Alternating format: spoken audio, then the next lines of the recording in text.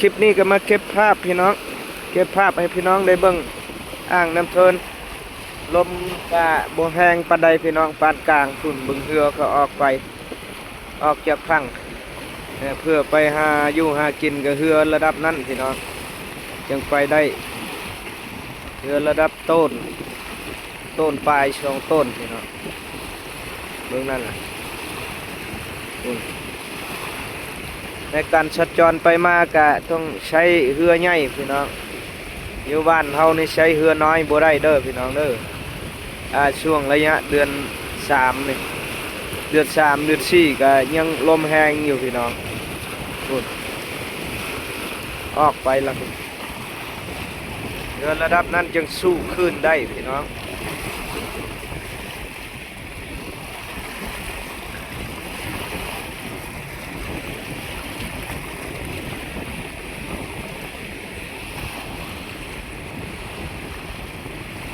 ถ้าเรือน้อยนี่โอ้ยไปบ่อยากรอดแล้วพี่น้องไอ้ชำนี่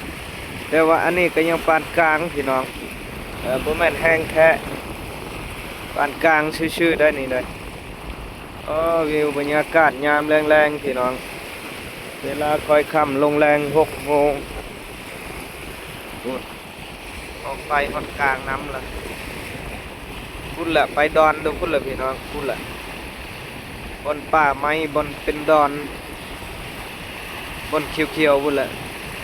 เรือลำนั้นจะไปพุ่นละมุ่งหน้าไปพุ่นละพี่น้อง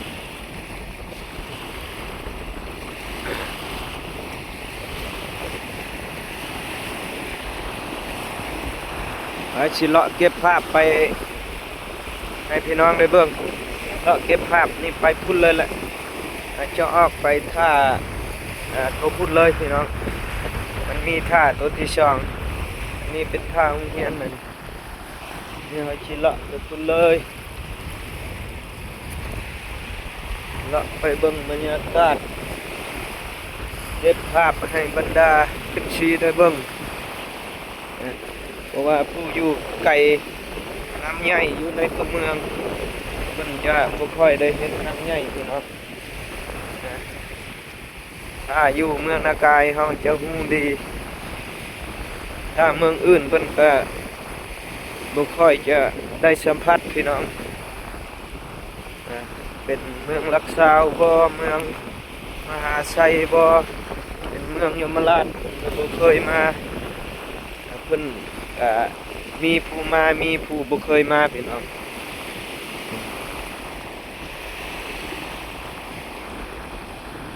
ประมาณนี้อันนี้เป็นหลังโรงเรียนถ้าบุกันตัวนี้นี่โอ้ยไปแล้วพี่น้องโรงเรียนนี่ถล่มไปละอันนี้เพิ่นเฮ็ดกันเจือนอย่างดีพี่น้องมีหินมีอย่างเพิ่นใส่นี่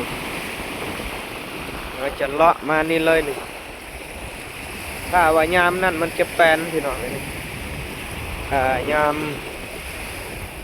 เดือน5เดือน6มันจะแปลนหมดอยู่นี่อันนี้มันยังเอา6นะเพราะว่ามันมีกกน้ำ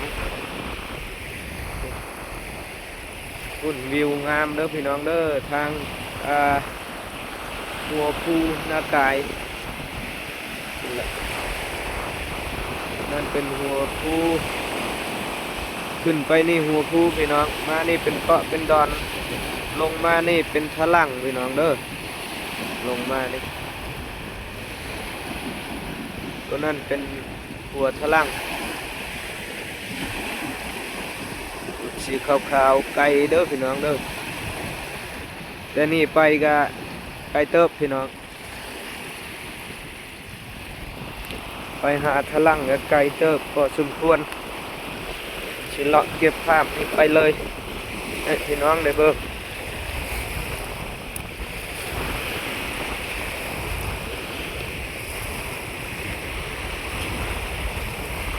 มันกัดเสาะไปเบิดพี่น้องเอ้ยเบิ่งเอาเพราะว่านี่แหละตื่นน้ำกันแล้วก็เลยออกแต่หินพี่น้องแต่เก่ามันก็มีเป็นดินธรรมดาแต่ว่ามันน้ำมันตีมัน เซาะเอาไปเบิดพี่น้องแล้วเลยมันฮอดชั้นหินแต่เก่ามันก็เป็นชั้นดินธรรมดาแต่ว่าลมมันแห้งเพราะว่าปีนี้น้ำมันขึ้นหลายพี่น้องอยู่นี่โอ้วิวงามอยู่นี่เหมาะกับการมากางเต็นท์พี่น้องกางเต็นท์นอนแบบนักท่องเที่ยวคนมาเที่ยวคักอยู่นี่เหมาะอยู่นอนกับหินนี่เลยแบบธรรมชาติต้นน้ำมันเชาะระดับเป็นเม็ดปลาย2 เมตรพี่น้องยื่นไปเบิดนี่แหละวิวตัวนี้งามจัง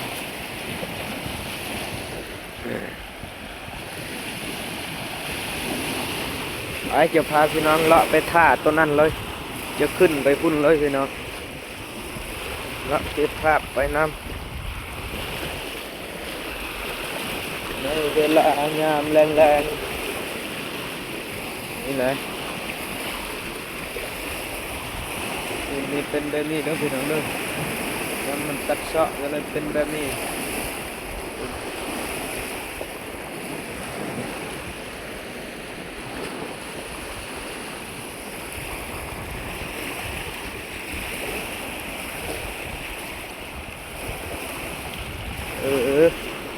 ก็เบิ่งอยู่นี่ก็สวยงามอยู่พี่น้อง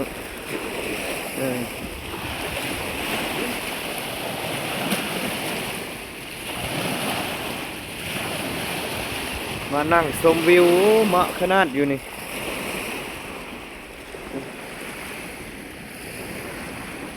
ตั้งมากัดเชื่อนไปบัดคือเดี๋ยวมันเลาะไปนี่ละเลาะเก็บภาพบรรยากาศยามแรงๆให้พี่น้องได้เบิ่งน้ำ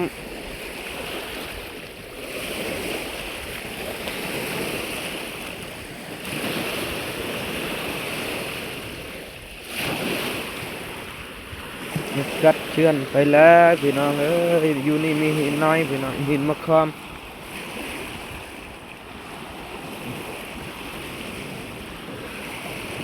เรือนี่ก็บ่ได้ใช้โดนแล้วนี่ตามประมาณ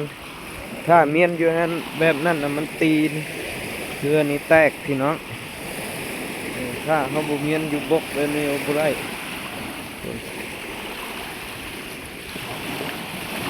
แตกไอ้เรือชำใดชำหนึ่งนิ้วบ่อยู่แล้วพี่น้อง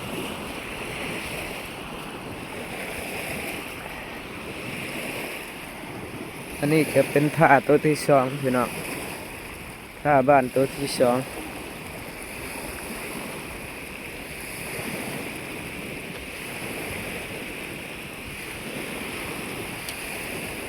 โอ้ผมเคย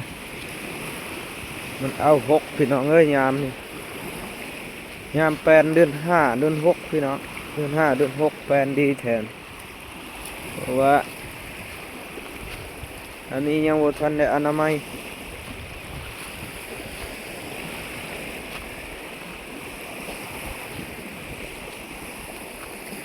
นี่เป็นบ้าน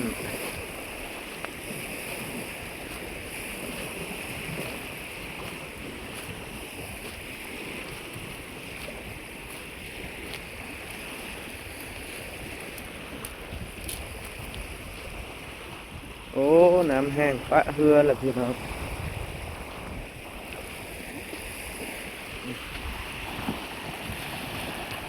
อันนี้เป็นดินเชดพี่น้องดินหอพีเมืองถ้าภาษาบ้านเฮาก็ว่าเอิ้นจ้ำพีเมืองที่ปกปักรักษาประชาชนอยู่ภายในบ้านเฮาจะต้องได้ปะมีเฮือนเพื่อนมีศาลหอขึ้นมาเมียนที่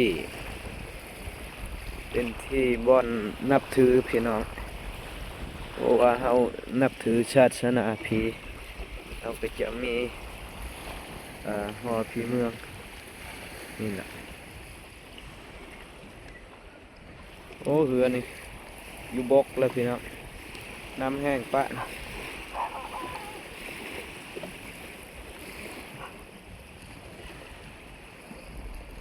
คลิปนี้ก็ประมาณนี้พี่น้องถ่ายภาพให้พี่น้องเบิ่งก็ติดตาม EP ต่อไปพี่น้อง